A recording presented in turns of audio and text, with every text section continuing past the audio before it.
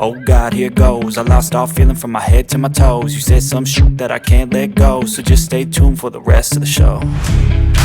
So have you ever felt betrayed? Switches how you see things, realize something needs change. Cause I know you got me f***ed up. Let me show you what's up. Cause enough is enough. I'll take a face full of pavement just to make a statement.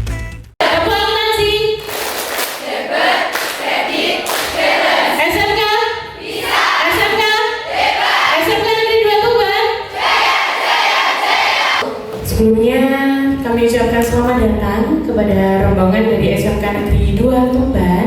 Gimana kabarnya adik-adik? Alhamdulillah, sehat semuanya? Sehat. Masih semangat?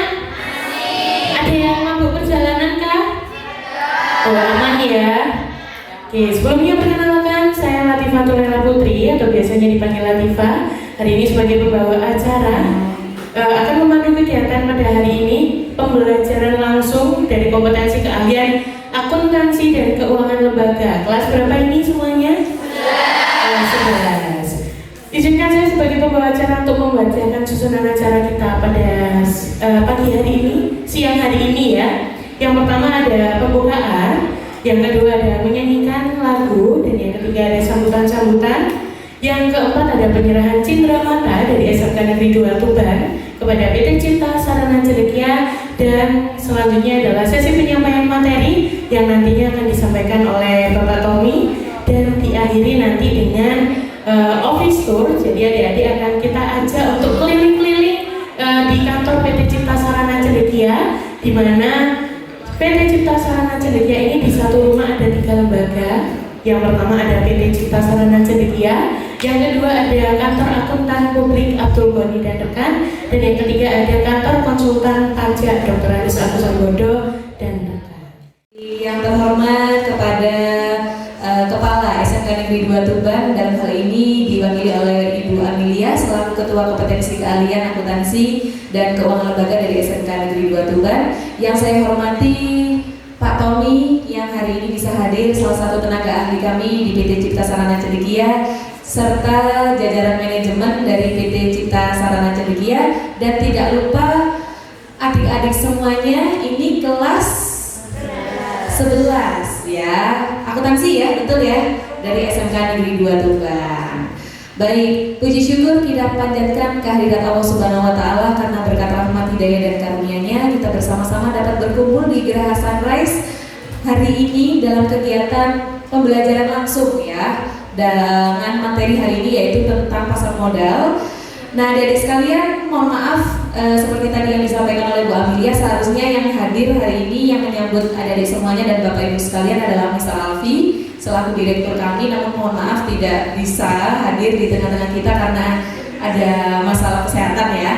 Nah, perkenalkan, nama saya Miss Niken ya, dan saya ucapkan mewakili seluruh manajemen Cipta Sarana Celekia dan rekannya mengucapkan selamat datang ya rombongan keluarga besar dari SMK Negeri 2 Tuban di instansi kami ya. Kalau tadi baru masuk ada tulisannya apa yang kalian lihat di depan?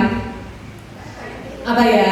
Yang atas itu ada Text Training House, terus yang bawah ada Pusat Pendidikan Profesi apa?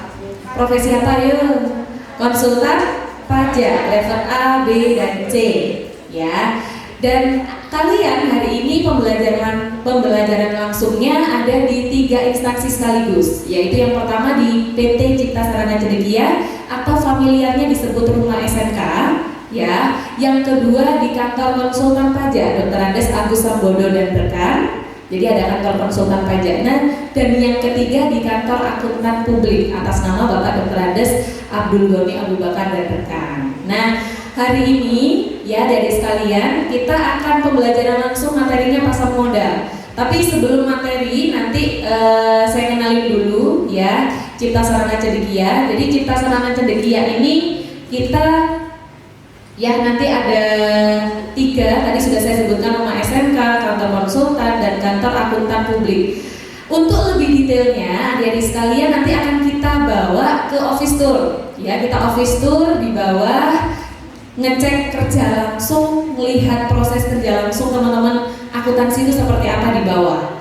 Ya, setelah materi pasar modal. Jadi nanti kita materi dulu tentang pasar modal. Adik-adik silahkan nanti sharing, tanya-tanya langsung ke Mas Tommy ini, tidak asing lagi. Halo Mas Tommy. Ya, Sehat Mas?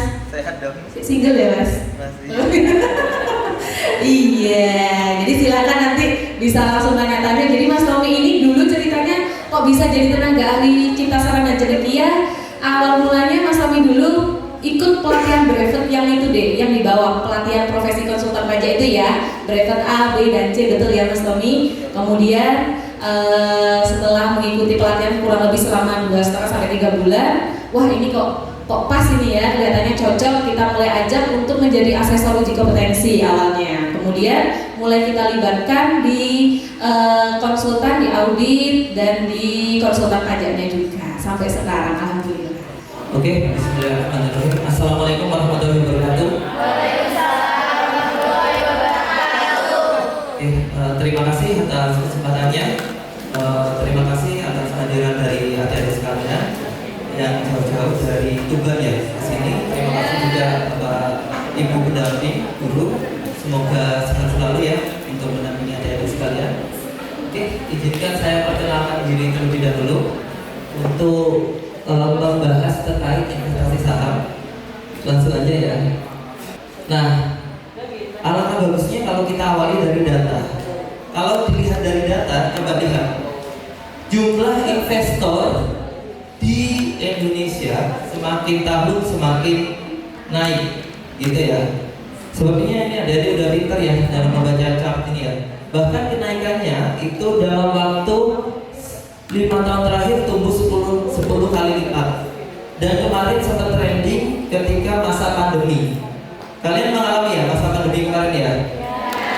Ketika pandemi kalian usia kelas berapa? Masih SMP? Bagi yang sudah 17 tahun ke atas itu biasanya bingung. Mereka yang biasanya jual-jualan, jual wirausahawan, terus mereka jual makanan, mereka jadi bingung. Mereka nggak bisa untuk keluar. Jadi uangnya yang mereka punya banyak dan mengendap. Tahu ya, banyak tapi nggak bisa dimanfaatkan. Akhirnya mereka banyak untuk investasi di pasar modal. Nanti saya akan jelaskan pasar modal itu seperti apa. Nah, ini merupakan karakteristik terjadi peningkatan ya. Saya mau cari data yang terbaru, nggak nemu. Jadi saya pakai data yang 2020 dan 2021. Kalau kita lihat, kalau berdasarkan jumlahnya, memang dominasinya masih laki-laki. Ya, jadi meskipun laki-laki di sini tidak mendominasi, tapi di pasar modal laki-laki mendominasi untuk investasi saham. Untuk usianya bahkan didominasi di bawah 30 tahun, 30%. Nah, kalian di bawah 30 tahun atau di atas ini? Di bawah. Bukan di atas, lebih dini. Enggak.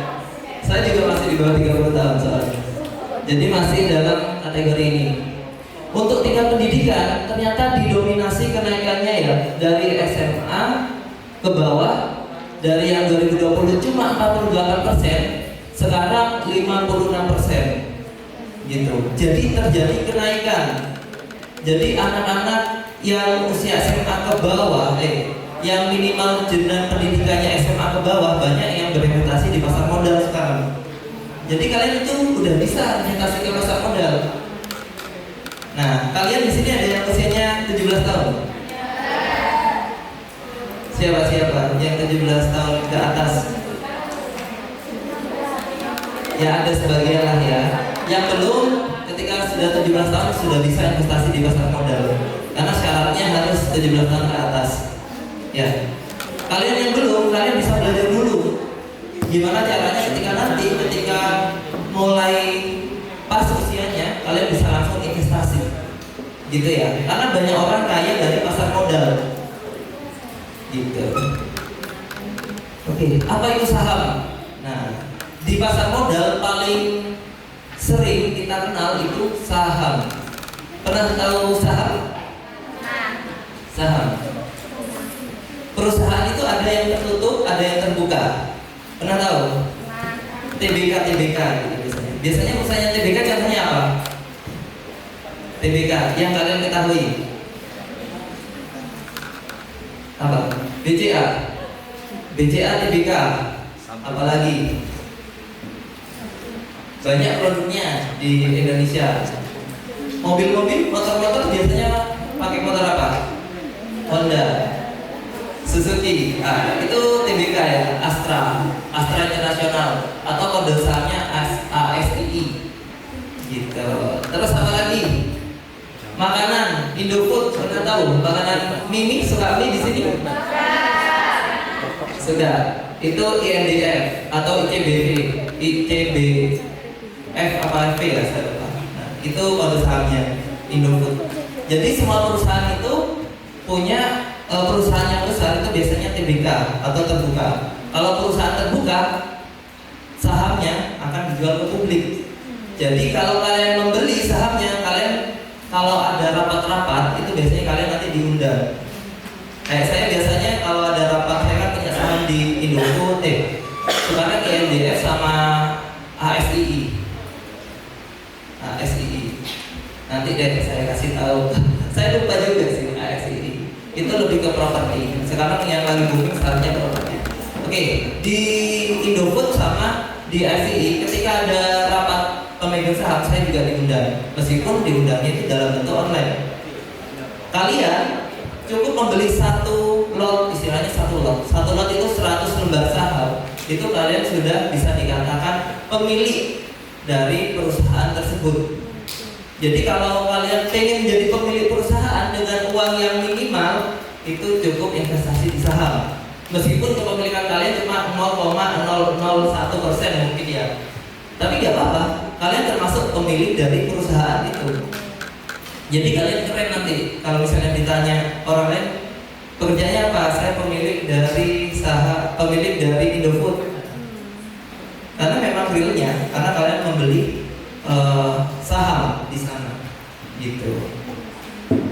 Jadi kalian bisa untuk mendapatkan manfaat. Kalau menjadi pemilik berarti ada manfaatnya. Nanti manfaatnya akan saya jelaskan di sini manfaatnya. Ini saham merupakan bukti kepemilikan seseorang atas semua perusahaan, atas sebuah perusahaan atau badan usaha. Biasanya kepemilikannya itu untuk perusahaan yang terbuka, TBK. Banyak banget. Di Indonesia ya perusahaan yang terbuka 800. Kalau di Amerika ada 9.000 perusahaan. Jadi ada 9.000 perusahaan yang bisa kalian masuki. Kalau di Indonesia ada 800 perusahaan yang bisa kalian masuki untuk kalian investasikan di sana. I don't ever slow up, no I don't take shit.